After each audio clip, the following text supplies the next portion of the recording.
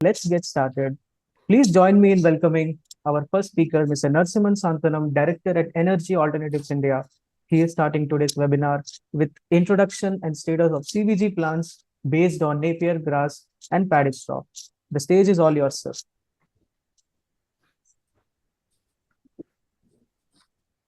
Thank you, my friends. Thank you, Tanuj.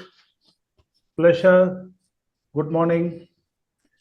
I see about 70 people here, and I think there are going to be another 100 joining in because we have close to 150 participants in all, including experts.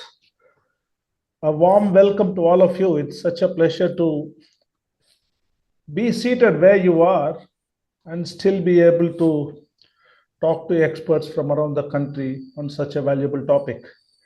Once again, thank you very much. I'm going to take you guys through a very short context setting before we kick it off to the experts who will be talking about each and every one of these concepts that you guys want to know about in the interesting domain of CBG from paddy straw Napier grass.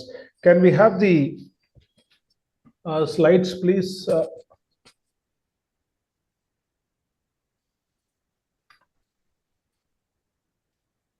Once again, thank you very much to all those present here. Warm welcome.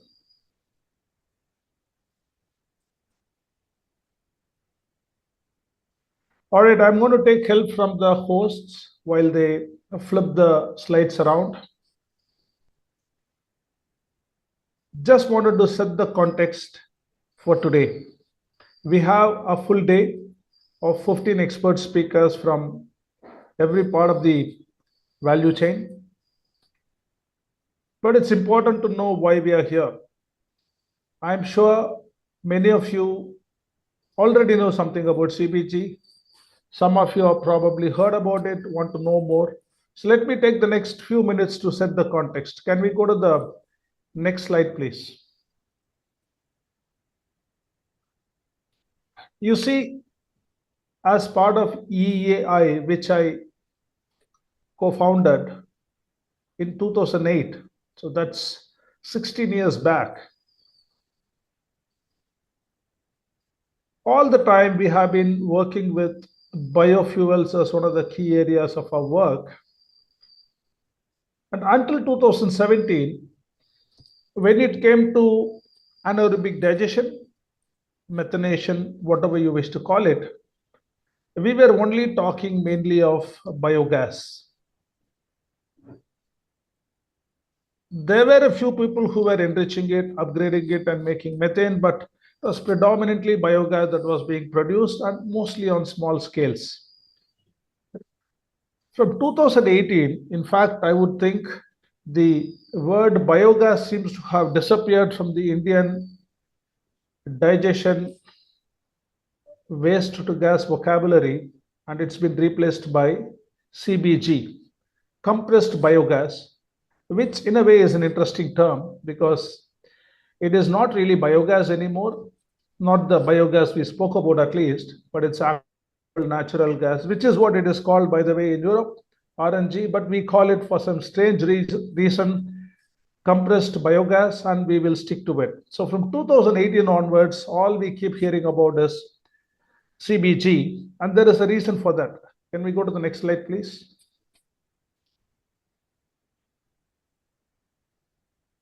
And the reason is a 5-letter acronym SATAT, which was launched by our Ministry of PNG, petroleum natural gas. This was in 2018, and this kick-started a whole completely new movement called the CBG, as I mentioned. And at that time, the government had a phenomenal ambition of having 5,000 CBG plants. Remember, at that time, there was hardly any. The government had an aspiration of 5,000 CBG plants across the country and to produce an awesome 15 million tons. 15 million tons of natural gas. Mind you, this is all natural gas. We may call it CBG, but it's methane. It's pretty much natural gas. 15 million tons of natural gas is an awesome amount for a country like India, and that to a country which is having enormous appetite for something like natural gas, which is a low carbon transition fuel on the way to our net zero decarbonization. So 15 million tons is an aspirational number. And well, even more aspirationally, ambitiously, the target was set to 2023, 24. This was about 6-7 years back. And that kick-started the entire CBG movement, as we call it today, CBG, compressed biogas. Well, let's look at what's happened since then. As I mentioned, it is nice to be aspirational, it's nice to be ambitious, but it's also very important for us to keep monitoring ourselves to where we are in all these aspirations. So what happened after that? Can we go to the next slide, please?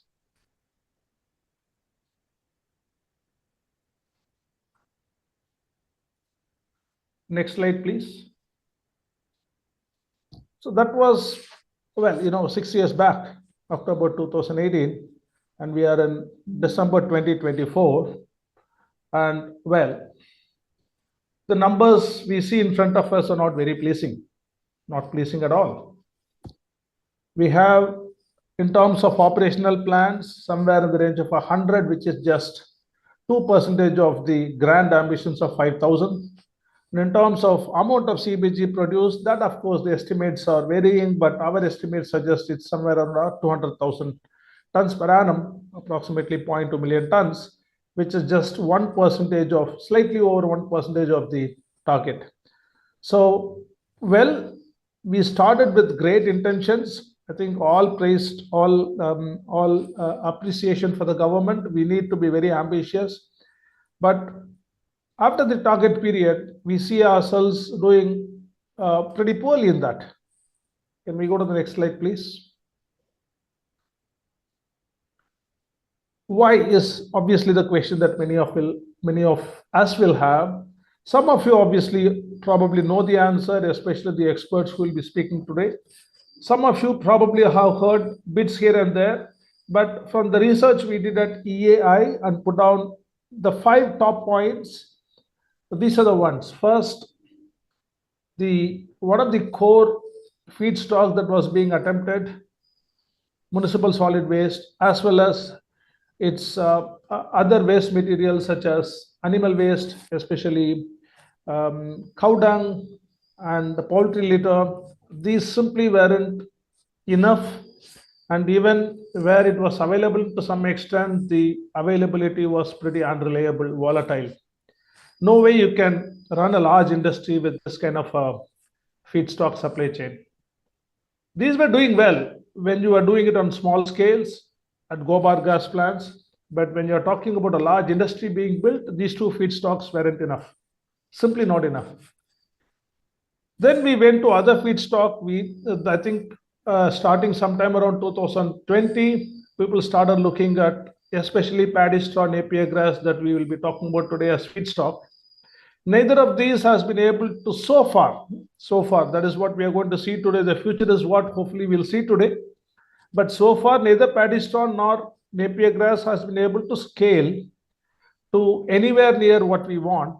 Paddy straw is facing operational challenges when it comes to converting to biogas. And Napier grass is fairly new for large scale cultivation. I'm sure many of you would have seen Napier grass, touched Napier grass in some part or the other, but those are all small scale, unorganized cultivations. In many cases, Napier grass just grows in many marginal lands. But once again, if you're looking for tens of thousands of hectares providing you reliable yields year after year, that's a completely different ball game, and I don't think India had done anything like that earlier. So it is a quite a new feedstock, and it's taking its time to scale. Pre-treatment. Both these paddy straw and Napier grass are what are called lignocellulosic. So the sugar that eventually that is being eaten by digested by bacteria, that is present as firstly cellulose, which is a complex sugar, and more importantly, that cellulose is actually bound within something called as the lignin, which is like a binder. So you got to take the complex sugar out of lignin in some form and then make it palatable for the bacteria. So pre-treatment is, in my opinion, a very critical aspect for lignocellulosic biomass such as paddy straw, other agricultural waste, Napier grass to be used for biogas generation. But pre-treatment is still, I think, pretty expensive, and it is an area with lots of uncertainties. And finally, off-taker challenges. Well, yes, the SATAT scheme is looking at government, especially the oil marketing companies, being the off-taker for a large part of the CBG being produced. There have been good things that have been happening. I have met senior executives from many of the OMCs, and they're all having the great intentions. They're doing work, but still, I think what I hear from the market is that sometimes it takes time to get agreement signed. The pricing is still a constraint. People feel the price that's being offered may not be good enough. So all kinds of things. And finally, of course, how are you going to inject it? How are you going to transport it? If you have to inject it into a natural gas pipeline, it has its own challenges. So I think the top 5 reasons are in front of you. To me, these, to a large extent, encapsulate the key reasons why CBG is nowhere near what we want it to be. Next slide, please.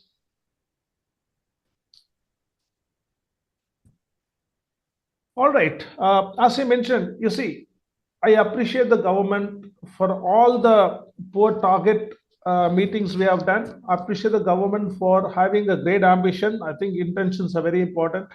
We haven't been able to really reach where we want to. What is the future? That's more important. What is done is done. So this is going to be debated. I'm not going to take a lot of time on this slide. This is precisely the kind of stuff that we want to debate. Sure, we have just reached 1%, 2% of the targets that we set ourselves, but that's fine. Maybe it's a great learning. Is it possible for us to from now leapfrog to the next few orbits in the next 3 to 5 years, maybe 10 years, by 2030? And how do we get there? Are we going to look at big focus on agri residues like paddy straw and Napier grass?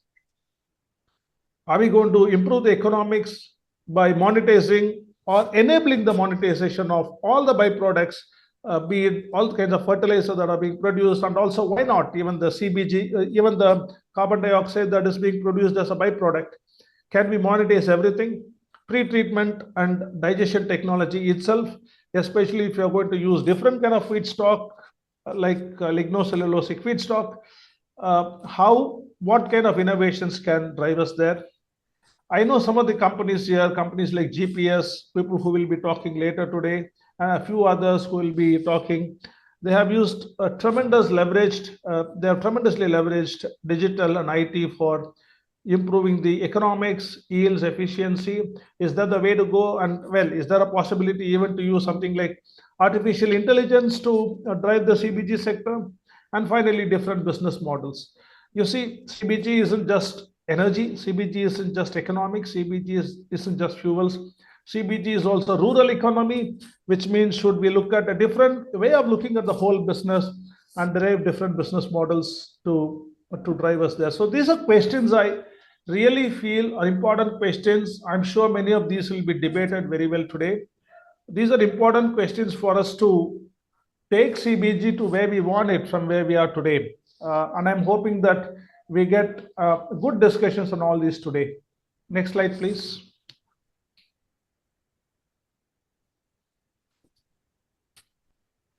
That's what we're going to do. Today, I see 3 key highlights for today's webinar. One, we are looking at a huge focus on paddy straw and Napier grass, because to me at this stage with our existing wisdom, it looks like these are two feedstock that have the potential to take it to the next level. Discussions are going to be, however, along the entire value chain. Even though supply chain is a key part of it, we are in fact starting with supply chain right after my presentation. It's every stage is important. Pre-treatment is perhaps as critical as supply chain. Digestion, how do we improve yields? Fertilizer, monetization, what are we going to do? Business models, policies, off-takers, every single component is important. We are going to have discussions on each and every component. And as you can see from the agenda, that's the way the webinar has been structured. Each component has a session for itself. And finally, I'm glad to welcome all the folks who have agreed to be here today. I think it's quite satisfying, I must say, to have these folks. Many of them have put in more than a decade of work into this, and some of them have put in some really innovative work as well. The key is, and this is what I want to emphasize as we go along, friends, we want real-time data. When I say real, rather what I meant was real life data, not real time. That's a mistake. Apologies for that. Undertaking real life efforts. We want information from on the ground. You see, I'll take only a minute before I introduce the speakers in general and lead you to the next session. I told you we started this firm, myself and my colleague Manohar, 16 years back. And even though we have worked across the entire renewable energy sector, it's been a high emphasis, high domain for us, high focus domain for us. And we have seen bioenergy movements before. We have been a part of algae fuel efforts 15 years back when we started. We helped out companies around the world in algae fuels. And finally, by 2013, we realized it's not going to work. Economics were extremely difficult. Scalability was extremely difficult. From 2012 to 2014, 2011 to 2014, we also had the opportunity to work with the Jatropha movement. Jatropha was again a very highly publicized feedstock for biodiesel, of course. And we were all feeling, oh my God, this is going to be a big deal.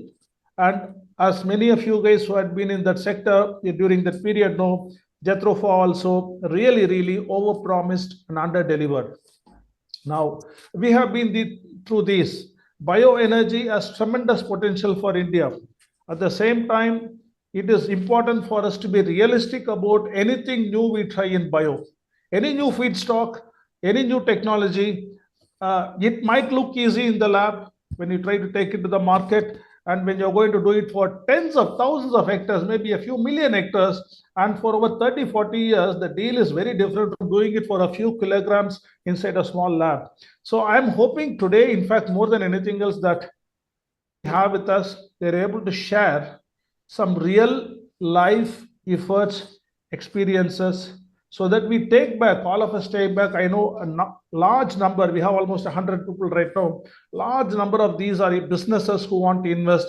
I know that we also have people from the Ministry of Petroleum, Natural Gas itself. They wanted to get also, they sent a note saying, one of the directors who is part of the audience, he sent a note saying he wants to know what others are thinking, what others are feeling is happening in reality. So I'm hoping that we have a day of reality check more than anything else, and using that as the base, we are able to go to the next orbit, using this as the base, at least trying to understand what are the key drivers we can use, what are the key levers we can use to go to the next orbit. That's what is going to be today, guys. Thank you very much once again. This is done by the small division we have within EAI, HelloCBG.